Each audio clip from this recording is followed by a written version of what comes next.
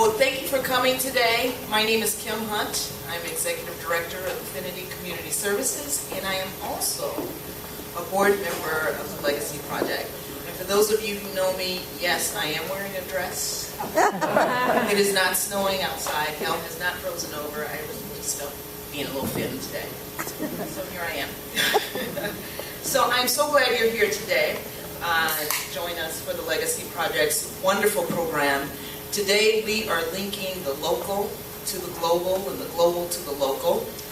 We're going to have a wonderful panel, and we're going to have a discussion about a part of the world that I think some folks in our LGBT community don't talk enough about.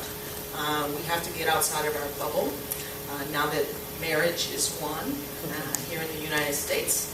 There continue to be many other issues for us to work on, and so we're going to begin to talk about that a little bit today. But before we get started, I want to take some time to thank our sponsors for today's program as well as for yesterday's. And it's a long list, so bear with us. We want to make sure that we get all this in. But we were at Sidetrack yesterday, and they donated that space. As many of you know, Sidetrack is just a wonderful resource for our community, and they've been pivotal in many of the milestones in our community. So in addition to Sidetrack, our sponsors are Center on Halstead, Orbit's Travel, Stoli Group USA, Miller Core's Great Sense Challenge, Wall-to-Wall Framing, and we thank our host committee for its assistance with promotion of the event, and particularly today we want to thank Gay Liberation Network, Truth Wins Out, Project Ann, Center for Integration and Courageous Living, Affinity Community Services, Northern Illinois Justice for Our Neighbors, Planting Peace, Equality House, Chicago LGBT Asylum Support Program, otherwise known as CLASP, Chicago Coalition of Welcoming Churches, LGBT Freedom and Asylum Network, St. Luke's Lutheran Church of Logan Square, Heartland Alliance, National Immigrant Justice Center. Special thanks to WCPT Radio, the Gay Liberation Network, Windy City Times for media support. And we also want to thank our volunteers, Carrie Maxwell, Jack Gallagher, Vincent Mormon, Mark Binzer, Charlotte Newfield, Burton Minster. And a very special thank you to Christina Court from the Leather Archives and Museum for videotaping this afternoon's program. Everybody wave to Christina. So let's give our sponsors and volunteers and host committee a round of applause.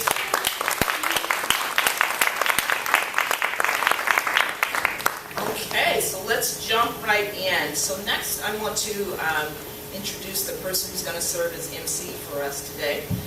Wayne Beeson will be our panel moderator this afternoon. He's perhaps best known as the host of WCPT Radio's I've Got Issues program. Someone's clapping. An avid listener. And that airs Saturdays from 4 to 6 p.m. His show will soon be going to 5 days a week. How about that? On July 20th is the Wayne Beeson Show. Wayne has been a lifelong LGBT activist and advocate and serves as the president of the organization Truth Wins Out, which worked for years to finally bring down the Pray the Gay Away group, Exodus International. I think that is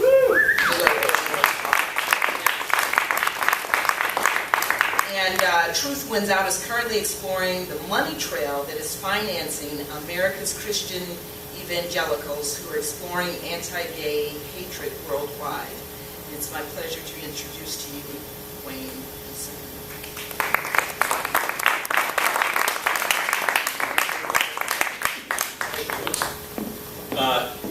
Thank you all for coming out today for this incredibly important issue. In Jeff Charlot's book, The Family, the most important line of that entire book is what our opponents on the far right are trying to do internationally.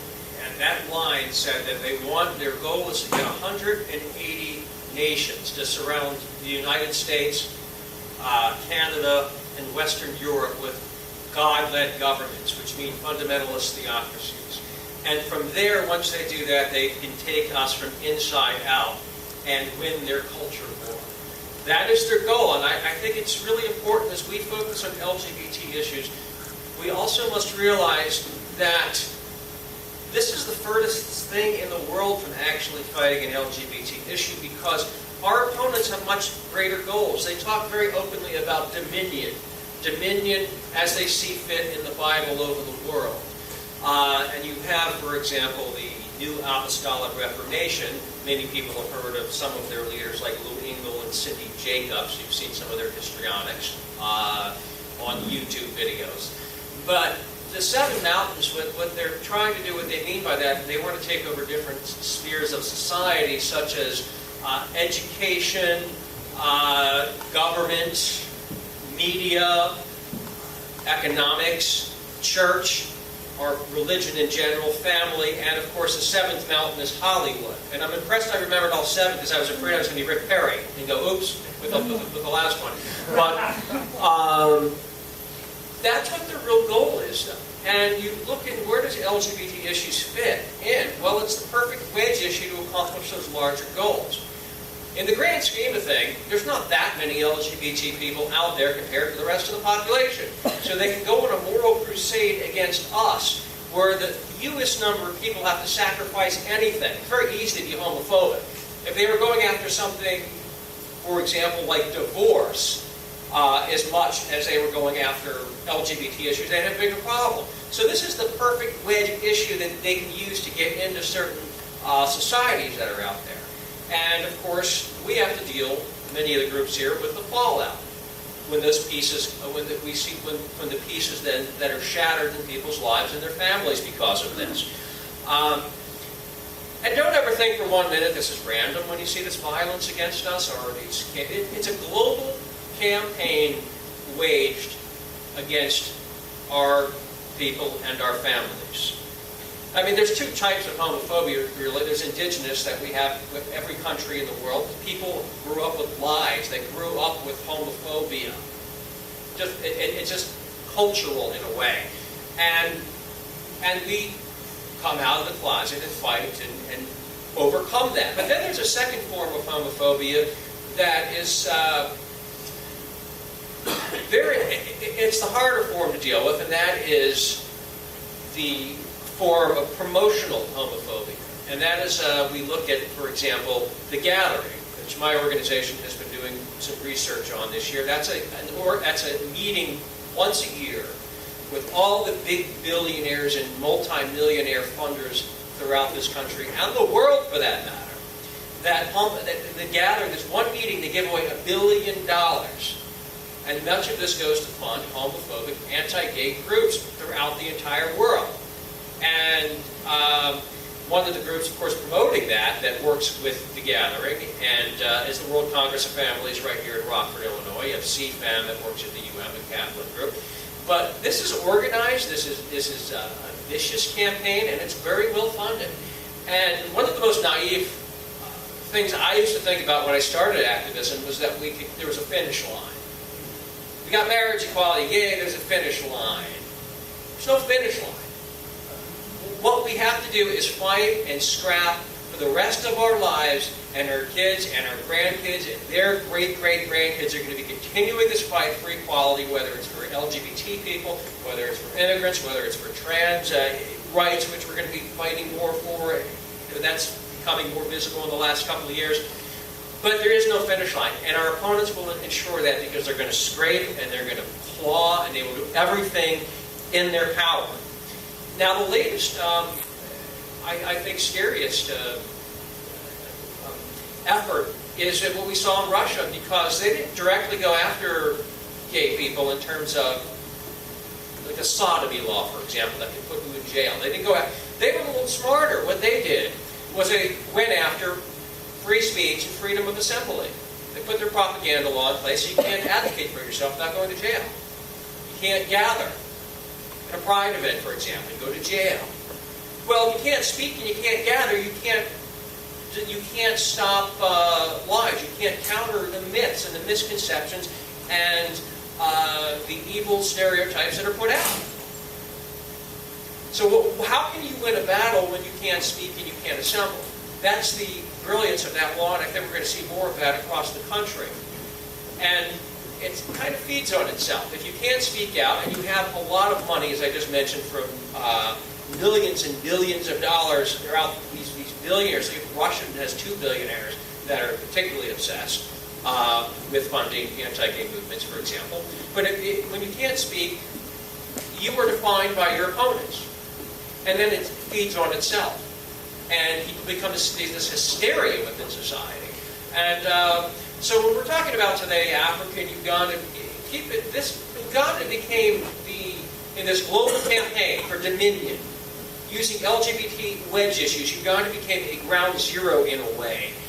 It became the dream. As they were losing at home our opponents, they started shipping and exporting this hate abroad, and Uganda became, for a variety of reasons, the place that they wanted to use as their laboratory. And now we see the ugly, horrible results and what that means in terms of real impact with human lives.